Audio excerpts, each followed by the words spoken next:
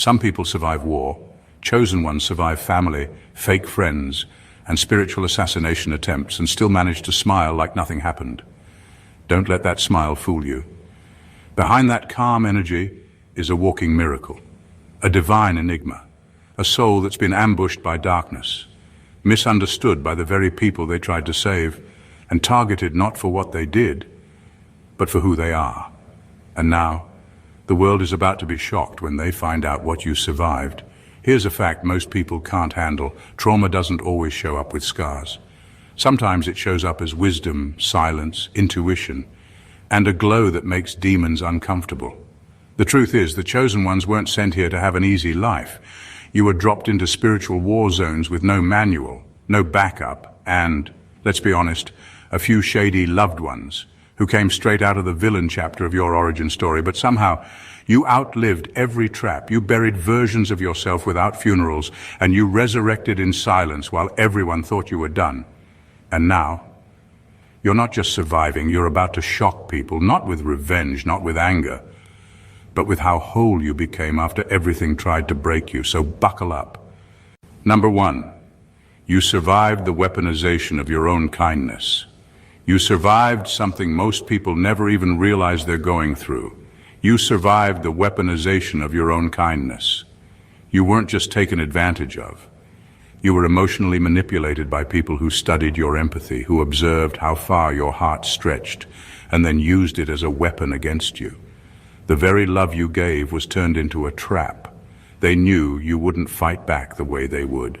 They knew you'd forgive, explain, give the benefit of the doubt. So they pushed boundaries, crossed lines, and treated you like an emotional punching bag because your kindness made them feel safe to be cruel. That's what makes what you survived so devastating. It wasn't loud, it wasn't obvious, it was subtle, calculated, and relentless. The betrayal didn't come from enemies, it came from people you went out of your way to help. People who called you when their world was falling apart but disappeared when yours was. People who cried to you, vented to you, leaned on you, then stabbed you in ways only someone close could. And even after all of that, you still questioned if you were the problem. That's how twisted it got. You didn't just survive toxic people. You survived the slow erosion of your own sense of self. Because every time they used your kindness against you, you began to wonder if maybe you were being too much, too soft, too emotional. But you weren't. You were just surrounded by people who saw your light and wanted to dim it for their comfort. And now, the same kindness they mistook for weakness has become your superpower. Because no matter how many times they tried to break it, you're still good, still giving, still loving. But now you've got boundaries, now you're awake. You survived being turned into a doormat and came out a door only the worthy can walk through. That's not just healing, that's transformation. Number 2, you survived a reality that was custom designed to break you.